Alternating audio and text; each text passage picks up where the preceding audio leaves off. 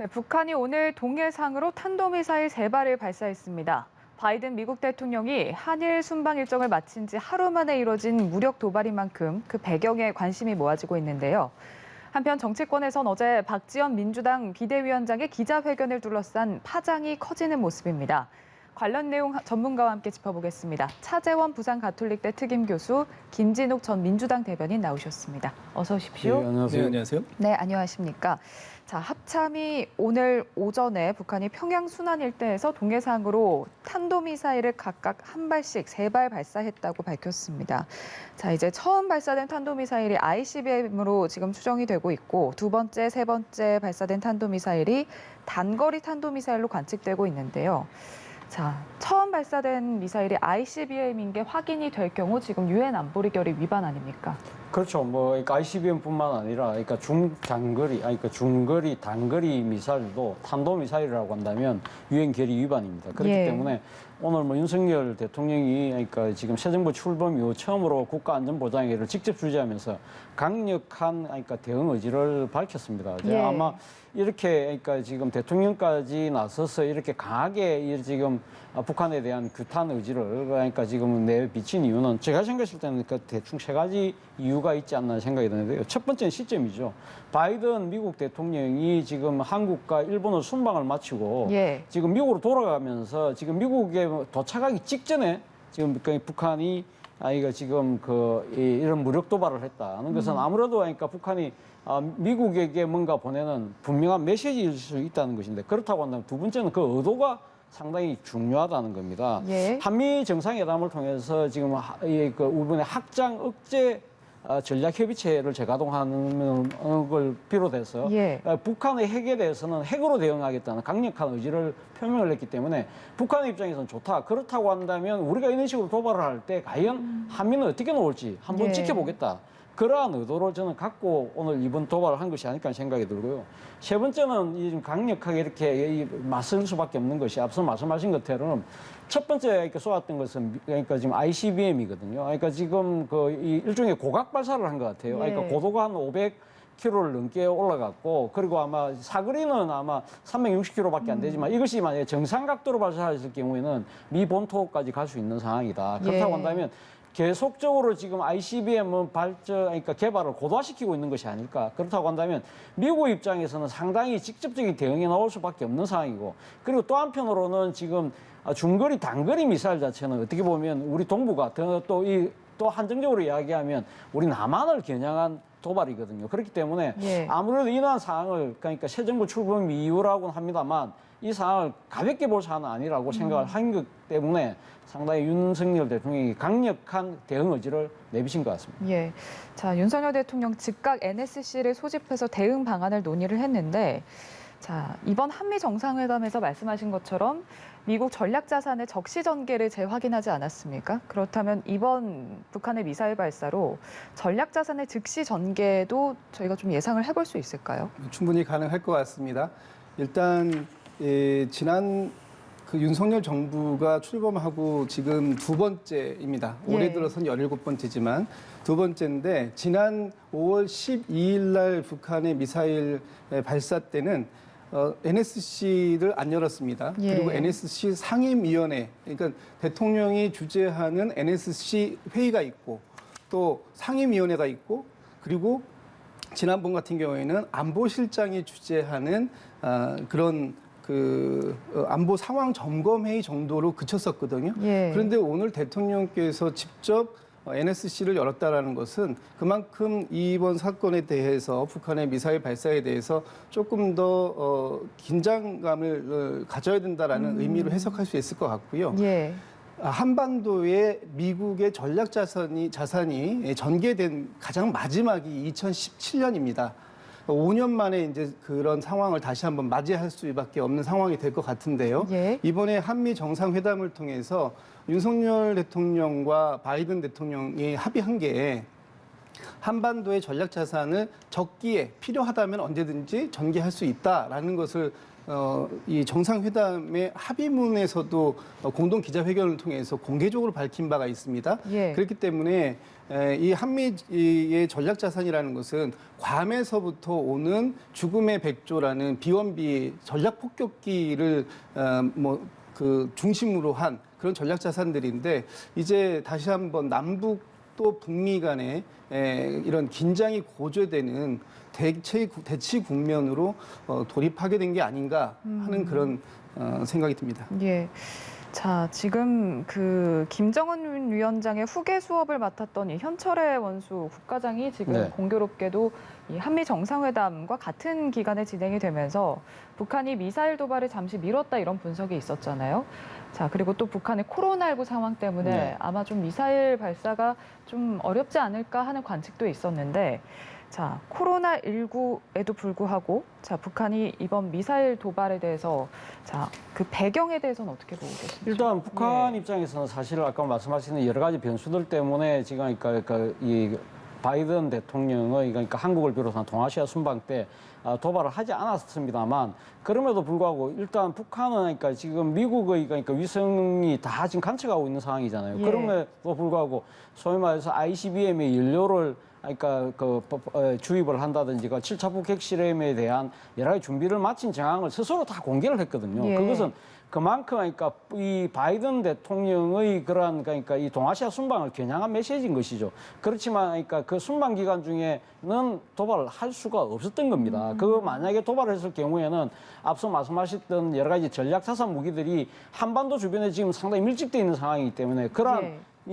도발 때 발생할 수 있는 정치적 폭풍을 상당히 두려워했던 것이죠. 그렇지만 이제는 이제 바이든 대통령이 돌아갔잖아요. 돌아간 상황이라고 한다면 예. 이제는 그러니까 도발을 해도 어느 정도 미국의 대응이 상당히 수준이 톤다운 될 수밖에 없다고 생각을 했던 것 같고요. 그런데도 불구하고 이 바이든 대통령이 미국에 딱 도착하기 전에 지금 이렇게 도발을 하는 것 자체는 상당한 정치적 의도를 갖고 있다.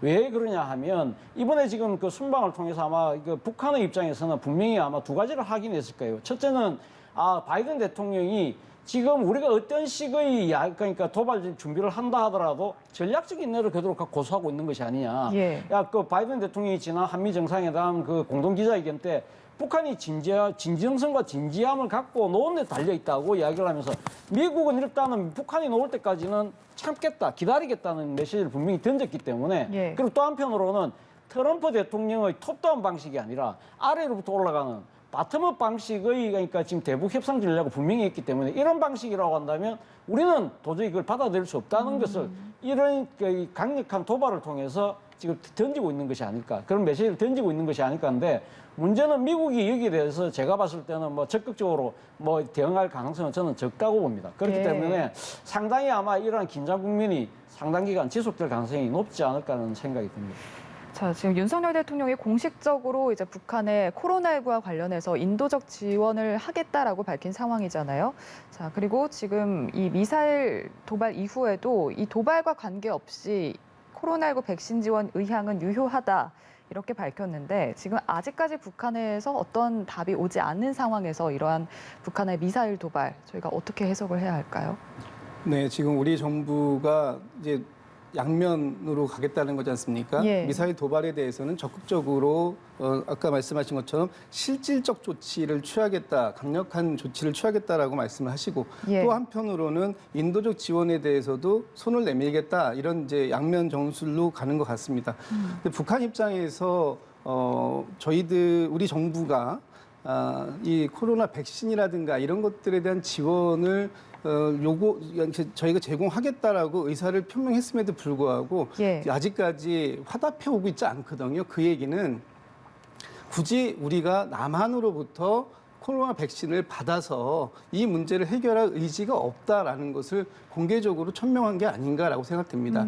지금 북한 같은 경우에 우리도 지난 2년 동안 우리나라에서조차도 그렇게 방역에 대해서 철저히 하고 백신을 3차까지 맞아가면서까지 해도 상당히 많은 분들이 코로나에 그 노출되고 또 희생자들도 상당히 많이 나왔거든요. 예. 그럼 북한에서 이런 상황이 있음에도 불구하고 손을 내미는 손을 잡지 않겠다라는 것은 북한의 단호한 의지가 있다. 그래서 아마 당분간 북한하고 이런 인도적 제안을 통해서 대화를 하는 것은 좀 요원해 보인다 이렇게 생각되고요. 예. 우리나라도 그렇지만 직접적으로 북한의 그 인도적 제안을 직접 하는 방법뿐만 아니라 국제 기구를 통해서 하는 방법도 얼마든지 있을 수 있습니다. 그런 노력도 충분히 경주해야 된다 이렇게 생각합니다. 알겠습니다. 자, 정치권 얘기해 보겠습니다. 어제 민주당 박지원 공동비대위원장이 기자회견을 열고 대국민 호소문을 발표했습니다. 그리고 그 내용이 지금 오늘도 계속해서 이어지고 있는데요. 자, 뭐 면목 없다, 잘못했다, 기회를 달라 이렇게 호소를 했습니다. 자, 지방선거 판세가 좀 안 좋아지니까 좀 정면 돌파를 했다, 뭐 이렇게 해석을 할 수 있을 것 같은데 민주당 당내 반응이 좀 엇갈리고 있어요. 예, 뭐 네. 아무래도 엇갈리는 측면이 분명히 있습니다만 저는 뭐 개인적으로는 박지원 위원장의 어제 그러니까 이 지금 사과는 상당히 용기 있고 진정성이 있다는 생각이 듭니다. 그러니까 예. 용기가 있다는 부분은 지금 박지원 비대위원장이 뭐 여러 차례 그런 사과의 뜻을 밝힐 때마다 당내의 강성 지지층들이 강하게 박지원 비대위원장 출당시켜라부터 시작해 징계해라 오만 지금 반발이 상당히 많았잖아요. 그럼에도 예. 불구하고 이러한 부분들을 딛고 본인이 저렇게 이렇게 용기를 내서 할 수 있다는 부분은 정말 정치 신인임에도 불구하고 상당한 강단이 있다는 생각이 들고요. 또 하나는 사실 이런 박지원 비대위원장의 사과가 사실은 어제 하루만은 일은 아니거든요. 계속적으로 당내 승비 사건이 터졌을 때도 누구보다도 상당히 강한 이 자성의 목소리를 냈기 때문에 그런 측면에서 저는 진정성이 있다고 봅니다만 다만 이러한 그 박지원 비대위원장이 아쉬운 부분은 좀 일종의 사고약방문 성격이 있다는 겁니다. 그러니까 어떻게 보면 소일고 외양간 고치는 그러한 느낌이 든다는 것이죠. 예를 들면 이번에 그러니까 지금 그러니까 이 사실은 민주당의 그러니까 이 여러 가지 그러니까 지지율이 정체되는 분위기 중에서 하나는 제가 생각했을 때는 일종의 그 뭐니까 이 송영길 전 당대표의 서울시장 출마 이 부분이 상당히 나름대로 명분이 없다는 부분들이었거든요. 그러니까 지금 그러니까 계양구 출신의 그러니까 현역 의원이 인천시장도 아니고 이 지금 강력도를 바꿔서 그러니까 강력단체를 바꿔서 서울로 출마하는 데 대한 정치적 명분이 있느냐 이런 부분들에 대해서 진즉에 이런 목소리를 냈더라면 어땠을까. 그리고 또 대선에서 아쉽게 패배했지만 대선 후보가 대선 끝난 지 불과 몇 개월 만에 이렇게 보궐선거에 놓는 것 자체에 대한 정치적 명분이 있을까? 이런 부분들에 대해서 좀 더 진작에 목소리를 냈더라면 하는 생각이 들고요. 또 하나 부분은 과연 박지원 비대위원장의 사과가 저는 진정 있게 들리지만 과연 실천력을 담보할 수 있는 것인가? 지금 박지원 비대위원장은 알다시피 사실은 이번에 뭐 이 대선 기간에 상당히 나름대로 2030 표를 많이 모았다고 해서 그 때문에 사실은 이제 발탁된 케이스거든요. 그러니까 소위 말해 선출된 권력이 아니라는 겁니다. 그러니까 정치적 정통성이 떨어지는 것이고요. 또 아무래도 지금 비대위원장이니까 임시 지도부잖아요. 그러니까 아무래도 정치적인 파워가 약할 수밖에 없다는 거죠. 그렇다고 한다면 저는 그러니까 박지원 비대위원장의 저런 목소리에 대해서 저는 민주당 내에서 좀 이래 이 의원들이 조금은 이렇게 같은 목소리를 좀 내줄 필요가 있다. 뭐 어제 보니까 박용진 의원 같은 경우는 내가 박지원 비대위원장 함께 하겠다고 하는데 이런 목소리들이 좀 더 많이 나온다고 한다면 실천력을 담보할 수 있지 않을까 생각이 듭니다. 박지원 위원장이 어떻게 보면 이제 당내 입지가 약한 그 점을 좀 지적을 해주셨는데 지금 민주당 당내에서 또 지금 막 여러 가지 반응이 나오고 있습니다. 지금 왜 8.6 용퇴를 얘기를 하느냐 이런 지적도 있고요. 생각을 말하는 건 자유지만 자세와 방식이 틀렸다. 좀 다들 좀 이 박지원 위원장의 생각에 좀 선을 긋고 있는 듯한 그런 발언들이 나왔는데 일단 근데 이 내용 자체만 봤을 때 이제 민주당이 혁신하고 개혁하고 반성하고 쇄신하겠다 이런 내용이잖아요. 그런데 민주당 지도부에서 여기에 대해서 선을 긋는다? 이거 좀 어떻게 해석을 해야 할지. 그래서 지금 이제 지방선거가 이제 7일 앞으로 다가온 상황입니다. 박지원 위원장이 선거를 목전에 두고 매우 절박한 심정을 얘기하고 호소해서 그걸 통해서 국민들께 우리 민주당이 바뀌었음을 말씀드리고자 했던 그런 진정성에 대해서는 뭐 의심할 여지는 없을 것 같아요. 다만 지금 이 지방선거 앞 두고 적전 분열 양상처럼 보이는 보일 우려가 있는 그런 그 언행들에 대해서는 예. 서로가 좀 조심해야 할 필요가 있다.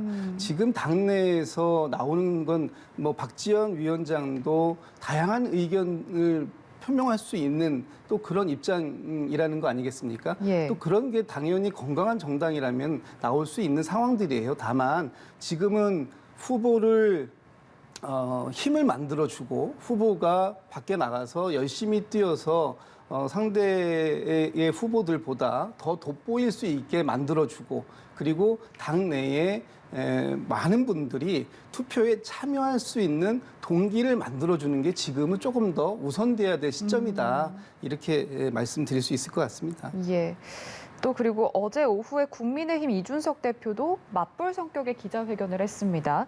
자, 윤석열 정부가 거대 야당의 발목 잡기를 뚫고 일할 수 있게 도와달라 이렇게 호소를 했는데 자, 이준석 대표의 기자회견은 어떻게 들으셨는지요? 뭐 당대표 입장에서는 지금 지방선거가 제가 일주일 정도밖에 안 남았기 때문에 아마 예. 이 선거에 임하는 그런 정당의 입장을, 태도를 아마 국민들에게 좀 이해쉽게 전달하려고 했던 것 같아요. 그러니까 그래서 한 이야기가 원 없이 일할 수 있도록 도와달라. 예. 원 없이 일할 수 있도록 도와주면 4년 동안 무한 책임을 지겠다. 그렇기 때문에 이 자신의 말이 허언이 되지 않는 실천력을 담보하고 있다는 부분을 이야기했던 것 같고요. 그리고 또 한편으로는 지금 여러 가지 판세 분석이 담긴 여론조사 결과가 상당히 국민의힘에 상당히 유리하게 나오고 있잖아요. 그런데 어제 이준석 당대표가 한 이야기가 뭐냐면 그러니까 지지율 자체는 숫자에 불과할 뿐이다. 특히 지방선거 같은 경우는 아무리 투표율이 낮기 때문에 지금 4년 동안 그러니까 지방 권력을 갖고 있었던 민주당의 조직 동력이 훨씬 더 높을 것이다. 그렇기 때문에 이런 지지율 자체에 우리가 안심해서는 안 된다. 더 낮은 자세로 가겠다. 그러니까 예. 이 당내에서는 상당히 긴장감을 불어넣고 또 지지층들한테는 또 적극적으로 투표해달라는 업소를 하는 것이고 또 한편으로는 앞서 우리가 이야기했던 박지원 민주당 비대위원장의 사과에 대해 진정성이 없다. 아까 제가 뭐 이야기했던 그런 비슷한 논리로 이야기를 했습니다만 예. 당연히 뭐 지금 그러니까 이 상대당의 입장에서 본다고 한다면 상당히 민주당의 그러한 그러니까 진정성 있는 사과보다는 뭔가 이 지금 이 선거를 앞두고 있는 이 위기를 모면하기 위한 술책 정도로 이렇게 폄하하는 그러한 어법을 사용할 수밖에 없지 않나 하는 생각이 듭니다. 알겠습니다. 지방선거 지금 이제 일주일 남았거든요. 가장 승부를 예측하기 어려운 곳이 경기지사 선거 같습니다. 지금 뭐 고발전까지 이어지고 있는데 어떻게 예측하고 계신지요? 글쎄요, 이 선거가 이제 일주일밖에 안 남았고 예. 그리고 이제 내일서부터는 여론조사 공표가 금지됩니다. 예. 여론조사는 할 수 있지만 이제 공표가 금지되기 때문에 사실 이제 오늘까지 발표되는 결과들을 가지고 이제 말씀드릴 수밖에 없는데 예. 경기도 같은 경우에는 굉장히 혼전인 것 같아요. 일부 조사에서는 김동연 후보가 우세하게 나오는 조사도 있고 예. 또 일부 조사에서는 김은혜 후보가 조금 더 오차범위 바깥으로 나가는 그런 그 조사 결과도 나오기 때문에 결과적으로는 이제 선거를 지켜봐야 되겠습니다만 내일 모레부터 사전 선거 그 사전 투표가 진행되고요. 예. 지난 대선에서 사전 투표의 비율이 37%였습니다. 역대 최고였는데 이번에 그 정도까지 나올 수 있을지는 잘 모르겠고요. 그 대선의 투표율도 77%, 78%였다면 예. 지방선거에서의 투표율은 아마 50% 후반대에서 60% 초반 정도, 한 55에서 60, 뭐, 요 정도에서 이제 그 투표율이 결정될 것 같은데요. 예. 투표율이 낮다 보면 결국은 각 지지층을 얼마나 더 적극적으로 투표장으로 향하게 만들어주느냐. 이게 가장 중요한 이슈가 될 것 같고요. 예. 그런 경우라면 지금 경기도 같은 경우에는 아무래도 조직력이 이재명 후보가 지사 시절에 했던 그 또 많은 그 경기도의 기초단체장부터 광역 기초의원들이 민주당 소속의 의원들이 많기 때문에 예. 아무래도 열심히 홍보한다면 좋은 결과가 있지 않을까라는 기대감을 좀 가지고 있습니다.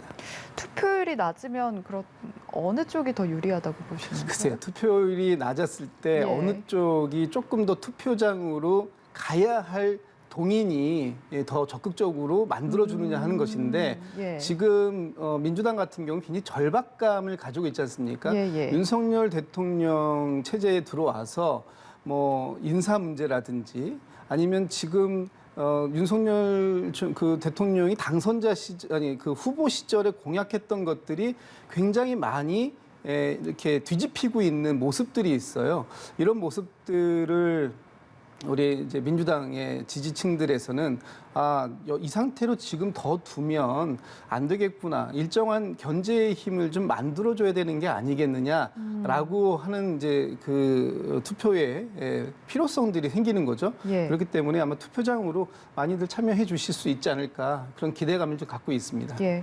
차 교수님께서는 경기지사 판세 어떻게 예측하십니까? 글쎄요, 뭐 상당히 지금 최대의 지금 박빙 승부처인데요. 아무래도 이렇게 상당히 박빙 승부가 벌어지는 이유는 앞서 말씀하신 것처럼 이 경기도의 판세 자체가 전체 판세 그리고 결과를 좌우한다는 그런 측면이 분명히 있는 것이죠. 그리고 예. 특히 지금 양쪽의 후보의 공방이 치열해지다 보니까 상대를 겨냥한 여러 가지 네거티브들이 상당히 이렇게 판을 치면서 예. 일종의 뭐랄까요, 그러니까 진흙탕 선거로 지금 변하고 있거든요. 그렇다고 한다면 이러한 상황이라고 한다면 제가 생각했을 때는 상당히 투표율이 조금 낮아질 가능성이 높다는 생각이 듭니다. 왜냐하면 예. 이 지금 정치에 대한 혐오 뭐 이런 부분들이 상당히 아마 커질 가능성이 있지 않나 하는 생각이 들기 때문에 그렇다고 한다면 말씀하신 것처럼 결국은 어느 이 지지층이 더 결집해서 더 많이 투표장을 끌어낼 수 있느냐 그것이 아마 최종 판세를 가르는 승부 수가 되지 않을까 생각이 듭니다. 두 분께서 모두 이번 지방선거 낮은 투표를 보일 거고 그렇기 때문에 지지층 결집이 관건이다 이렇게 말씀을 해주셨는데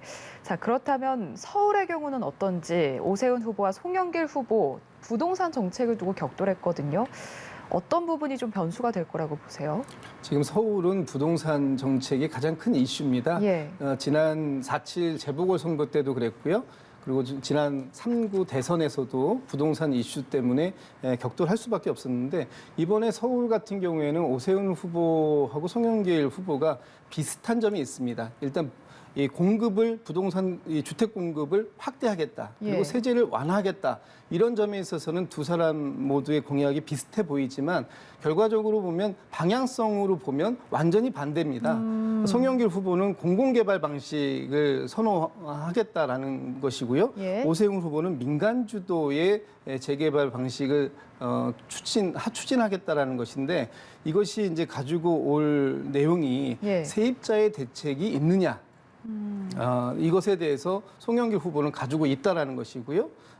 지금 오세훈 후보께서는 세입자 대책에 대해서는 구체적인 말씀을 좀 안 주신 것 같아요. 어쨌든 예. 서울의 25개 구 중에 지난 3구 대선에서 보면 마용성, 마포, 용산, 성동 뭐 예. 이런 중심으로 해서는 부동산 가격이 급등하는 것 때문에 사실 저희 민주당이 좀 고전한 부분이 있습니다. 예. 이번에 민주당에서도 그동안의 세제를 종합부동산세라든지 이런 부분에 대한 완화를 얘기한 부분들이 있기 때문에 그런 것들이 충분히 좀 유권자들에게 어필할 수 있는 요인이 되지 않을까 이렇게 기대하고 있습니다. 예. 자, 부동산 정책과 관련해서 이제 부동산 정책이 서울시장 선거에서 좀 큰 변수가 될 거다라고 하셨는데, 자, 어디가 좀 유리하다라고 분석을 해볼 수 있을까요? 일단 뭐 예. 지금 그러니까 서울시장 선거와 관련해서는 상당히 부동산이 그러니까 변수이면 분명한 것 같고요. 그 변수가 작동됐던 최근의 선거를 보면 되잖아요. 그러니까 예. 지난 4월 7일 날 재보궐선거 때 당시 오세훈 후보가 압도적인 승리를 거뒀는데 예. 압도적인 승리를 거둔 이유가 바로 부동산 문제라는 거 아닙니까? 문재인 정권의 부동산 정책의 실패에 대해서 상당히 분노한 민심이 여기에 대한 심판표를 던졌다. 그것이 곧 이어서 벌어졌던 지난 3구 대선, 3월 9일 날 대선 때도 사실 서울에서 윤석열 후보가 좀 이겼잖아요. 그런 이겼던 부분, 많이 이겼죠. 많이 이겼던 부분 중에 하나가 바로 이 부동산 상당히 그러니까 지가가 그러니까 가격이 많이 상승한 지역을 중심으로 해서 예. 상당히 그러니까 지금 지지표가 많이 쏟아졌다. 그렇다고 한다면 지금 뭐 이 3월 9일 선거 끝나고 난 뒤에 얼마 지금 지나지 않은 상황이기 때문에 상황 자체가 그렇게 갑자기 바뀌지 않았다고 한다면 아무래도 오세훈 후보가 상당히 유리한 고지에 있는 건 분명한 것이죠. 바로 이 때문에 아마 송영길 후보도 상당히 부동산 규제 완화라든지 예. 부동산 주택 공급에 대한 구체적인 계획들을 열심히 발표하고 있는 것이 아닐까 생각이 드는데 문제는 그러한 여러 가지 공약들이 과연 이행 가능한가, 실천 가능한가 이런 부분들을 아마 유권자들이 유심히 보지 않을까 생각이 듭니다. 예. 자, 그리고 예상 외로 이재명 후보의 인천 계양을도 지금 접전인 상황입니다. 윤영선 후보와 연고지 공방을 이어가고 있는데, 자, 연고지 공방이 뭐 양쪽 모두에게 그렇게 유리한 전략인 것 같지는 않아 네네. 보여요. 어떻게 예상하세요? 글쎄요, 뭐 그 대선 후보를 지냈던 사람에게 어떤 특정 지역에 대한 연고를 따지는 것은 좀 예. 과한 부분이 있고요. 또 지금 거기에 그 상대 후보로 나오신 윤 후보님께서도 주소지 이전에 대한 해명을 내놓으셨지만 그 해명이 명쾌한 것 같지는 않습니다. 그래서 그 부분은 앞으로 또 다른 정책이라든지, 그리고 지금 중요한 건 이게 이제 그 대선의 연장전 성격이 있기 때문에 양쪽 후보에 대한 지지가 최대한으로 결집하고 있는 중이거든요. 그런 상황에서 나오는 양측에 대한 어떤 비방전이랄까 이런 것들이 이렇게 바람직해 보이지는 않습니다. 예. 그리고 특히 이재명 후보의 그 선거 사무실 앞에 있는 나무 가지를 누가 쳤네 이런 식의 가짜 뉴스들 같은 경우도 이제 많이 양산이 됐는데 예. 그런 것들이 이번 그 대선에서의 이재명 후보의 득표율을 좀 이렇게 좀 낮추고 있는 영향을 하고 있는 것 같아요. 본인이 그런 부분들에 대해서는 적극적인 대응을 하고 계시기 때문에 예. 하여튼 개항 같은 경우에는 전체적인 판세에 영향을 미치겠습니다만 어쨌든 이재명 후보가 생각보다는 좀 고전하고 있는 건 예. 사실인 것 같습니다. 말씀하신 것처럼 대선 주자였기 때문에 좀 무난하게 승리를 할 거다 이런 예측이 있었고, 또 상대적으로 쉬운 곳으로 갔기 때문에 이재명 후보가 좀 승리를 하지 않을까 하는 전망이 있었는데 네. 최근 여론조사 보면 또 그렇지도 않더라고요. 맞습니다. 그러니까 예. 지금 제가 봤을 때는 상당히 이재명 후보 입장에서는 상당히 조금 곤혹한 상황에 처해 있는 것 같아요. 예를 들면 지금 이 인천 계양의 선거에 지금 이재명 지금 후보 같은 경우는 지금 바로 직전 대선 주자를 1,610만 표를 얻었던 아주 상당한 다음 차기 대선에도 가장 유력한 주자거든요. 이러한 예. 분이 지금 출마했다. 그렇지만 반대로 지금 상대 후보는 바로 영선의 무명 후보다. 이것이 소위 말하는 일종의 권리과 다이아 싸움이라는 식의 프레임에 아마 이재명 후보가 딱 갇혀버린 거예요. 골리앗이라고 하면 아무래도 자신의 덩치나 그러니까 이 힘을 통해서 뭔가 무리한 뭔가를 하려고 하는 사람이고, 골리앗 하면은 뭔가 상당히 상당히 열세의 위치에 있지만 나름대로 이 정의와 명분을 갖고 맞서는 그러한 이미지라는 것 자체가 딱 이렇게 고착화 되다 보니까 이재명 후보가 움직이는 모든 부분들에 대해서 상당히 부정적인 여론이 커질 수밖에 없는 그런 상황에 놓여 있다는 것이죠. 예. 그러한 부분들을 과연 어떻게 깰 것이냐가 가장 중요한 부분인데, 바로 그런 측면에서 본다고 한다면 제가 생각해서 이재명 후보가 초창기에 했던 상당히 많은 사람들을 거느리고 유튜브를 중계하고 이런 부분들이 오히려 골리앗과 다이스 싸움의 프레임을 오히려 고착화시키는 측면이 있었거든요. 그렇기 때문에 아마 지금은 혼자 조용히 움직이는 쪽으로 선거 전략을 바꿨다고 그래요. 예, 저는 예. 상당히 그 선거 전략을 바꾼 거는 정말 잘한 것이다. 저는 그렇다고 해서 지금 상당히 판세가 어렵긴 합니다만, 저는 이재명 후보가 그렇게 어려운 싸움이 될 거라고는 그렇게 판단하지는 않지만, 예. 그러나 어쨌든 여기서 상당히 고전하는 모습 자체가 이재명 후보 입장에서는 전체 지금 지방선거를 총괄해야 되는 총괄선대위원장이잖아요. 그런 측면에서 발목이 잡히는 부분. 그리고 또 예. 설사 이긴다고 하더라도 표차가 많이 나지 않을 경우에는 상당히 그러니까 이재명 효과가 제한적이라는 그러한 또 다른 정치적 프레임에 지금 갇힐 수 있기 때문에 예. 상당히 나름대로 절박한 심정에서 싸워야 되지 않을까 생각이 듭니다. 알겠습니다. 자, 다음 얘기로 넘어가 보면요. 대통령 민정수석실이 폐지가 되면서 그 인사검증 권한이 법무부로 갔습니다. 법무부 산하 인사정보관리단이 고위공직자 인사검증을 맡게 되는 건데요. 자, 이게 윤 대통령의 후보 시절 공약이었죠. 이제 법무부가 인사검증을 하는, 그러니까 민정수석실을 그동안 해왔는데, 네. 민정수석실을 폐지하면서 이걸 지금 법무부에 넘기겠다. 이게 미국의 FBI가 지금 미국 같은 경우는 인사검증을 FBI가 하고 있고, 그렇죠. FBI는 법무부 산하에 있고, 네. 자, 그러니까 취지는 인사 추천과 검증을 좀 분리시켜서 대통령실의 어떤 권력을 좀 분산하겠다라는 그렇죠. 취지였는데, 네.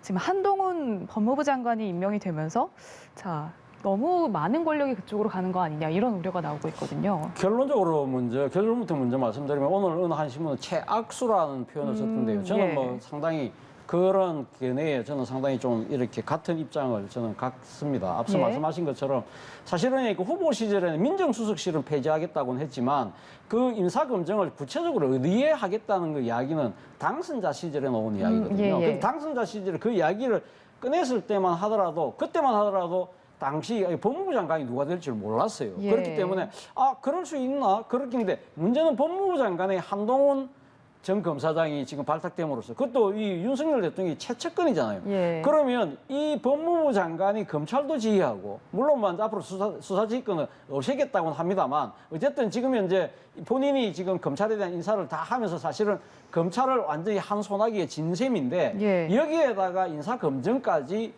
권한까지 주게 될 경우에는 말 그대로 권한이 너무 커지는 거 아니냐. 법무부의 권한이 커진다는 것보다는 어느 특정인, 특히 대통령의 최측근에게 너무 힘을 많이 실어준다. 그렇기 때문에 말 그대로 한동훈 소통령이라는 이야기가 나온다는 것이죠. 그렇던 예. 경우에 과연 이 법무부의 이 지금 비대한 권한에 대해서 과연 견제는 누가 할 수 있는 것이냐 그런 부분이 있는 것이고요. 또 하나는 지금 예. 이 지금 그 법무부가 인사 검증을 한다지만 여기에 지금 실무적인 일을 하는 아마 4명의 검사가 또 파견된다고 그래요. 그렇다고 네. 한다면 실질적으로 검찰이 사실상 인사 검증까지 할 경우에 이 경우에는 상당히 문제가 있다. 왜냐하면 인사 추천은 대통령실에서 하지만 대통령실에서 지금 인사 추천을 담당하는 복두규 인사기획관 그리고 또 이현모 인사비서관인가요? 그분 같은 경우 두 분 다 지금 검찰 출신이에요. 검찰 예. 출신이 인사 추천을 하고 또 검사들이 파견 나와서 한동훈 법무부 장관의 지휘를 받으면서 또 이걸 검증을 한다? 예. 이거야말로 소위 말하는 검찰공화국 아니야? 이렇게 많은 사람들이 고개를 갸꼬릴 수 있다는 거예요. 또 하나는 문제는 뭐냐면 사실은 지금 정부조직법상으로 보면 법무부의 인사 검증의 그러니까 지금 권한이 없어요. 그렇기 때문에 그리고 또 이 검찰청법에도 보면 지금 파견 검사들이 인사 검증을 한다고 했는데 예. 검찰청법에도 인사 검증의 권한이 없어요. 물론 이건 지금 대통령령으로 이렇게 할 수는 있다고 하지만 이것은 국회가 그러니까 만든 법을 위반하는 입법권의 침해라는 주장도 있는 것이거든요. 예. 이런 여러 가지를 종합해 봤을 때는 과연 이러한 이 지금 인사 검증을 이 법무부에게 몰아주는 것이 맞느냐는 부분에 대해서 저뿐만 아니라 상당수의 아마 국민들도 고개를 갸꼬릴 것 같습니다. 예, 말씀하신 대로 지금 뭐 그렇게 치면 이제 전현직 검찰 출신들이 뭐 추천과 검증 업무를 도맡게 되는 셈인데 참 이 법무부 장관 권력 쏠림 현상에 대한 우려가 나올 수밖에 없을 것 같긴 한데요. 예. 네, 저희는 당연히 이 문제는 굉장히 다시 한번 재고를 해야 할 문제라고 생각을 하고 있습니다. 예. 왜냐하면 방금도 말씀을 주셨지만 이게 일단 법무부의 권한과 기능을 일단 이건 넘어서는 일입니다. 그렇기 때문에 대통령령을 수정해서 개정해가지고 바꾼다. 그것도 입법 예고 기간을 이틀밖에 안 주겠다. 이거는 이런 속도전은 없는 것 같습니다. 그리고 굉장히 문제가 있다고 보여지고요. 예. 한 사람에게 많은 권한이 집중돼 왔을 때 과거의 역대 정부에서도 어떤 상황들이 생겼는지 우리가 경험을 갖고 있지 않습니까? 예. 그 한 사람에게 권력이 집중됐을 때 반드시 그 문제가 발생하게 되고 이것은 정부의 건강한 기능에 크게 문제가 될 것이다. 그런 우려가 있다라는 지금 목소리들에 대해서 이건 좀 재고의 방법을 통해서라도 다시 한번 검토를 해야 될 문제가 있다라고 보여지고요. 예. 여기에서 만약에 그 인사 검증에 오른 사람들에게서 어떤 범죄 행위가 발견됐다면 그럼 바로 수사로 전환될 것이냐 이런 지금 우려의 목소리도 있는 거지 않습니까? 예. 그랬을 때 앞으로 이렇게 되면 인재풀이 굉장히 협소해질 거다. 그렇게 돼서 뭐 인사 검증에 응하시겠냐고 물어보면 모두가 손사래를 치는 그런 상황이 올 수 있고요. 그렇게 된 것이 결국 윤석열 정부의 인재풀만 협소하게 만드는 그런 우려스러운 상황으로 전개될 수 있다라는 점을 좀 강조해서 말씀드립니다. 알겠습니다. 자, 그런가 하면 이달 말부터 21대 국회 후반기가 시작되는데 어제 민주당이 후반기 국회의장 후보자로 오선의 김진표 의원을 선출했습니다. 자, 뭐 다수당의 국회의장을 맡는 관례에 따라서 앞으로 이제 김진표 의원이 본회의를 통해서 최종 선출될 것으로 보이는데 김 의원의 후보자 소감 발언이 좀 문제가 됐어요. 제 몸에는 민주당 피가 흐릅니다. 이렇게 소감을 밝혔는데 아무래도 중립성과 또 공정성을 담보를 하는 그런 국회의장 후보자 발언으로는 좀 적절하지 않았다. 좀 이런 지적도 나오고 있습니다. 뭐 예. 물론 뭐 그런 관점에서 보면 민주당 내 몸에 민주당 피가 흐른다는 부분은 부적절한 측면이 분명히 있습니다만 예. 아마 근데 이 지금 민주당 내에서 치열한 경선을 통해서 당선됐잖아요. 그런 상황에서 그러면 민주당과 인연을 뭔가를 끊는 것처럼 이야기하는 것 자체가 좀 약간은 조금 이 어불성설의 측면도 분명히 있는 것이거든요. 예. 아마 제 생각에는 김진표 지금 그러니까 국회의장 지금 아마 당선자 아니 당선 안 됐습니다만 예. 어쨌든 내정되신 그러니까 김진표 의원 입장에서는 아마 민주당 그러니까 의원들 지지해준 민주당 의원들에게 감사 인사를 그렇게 애도로 한 것이 아닐까 생각이 들고요.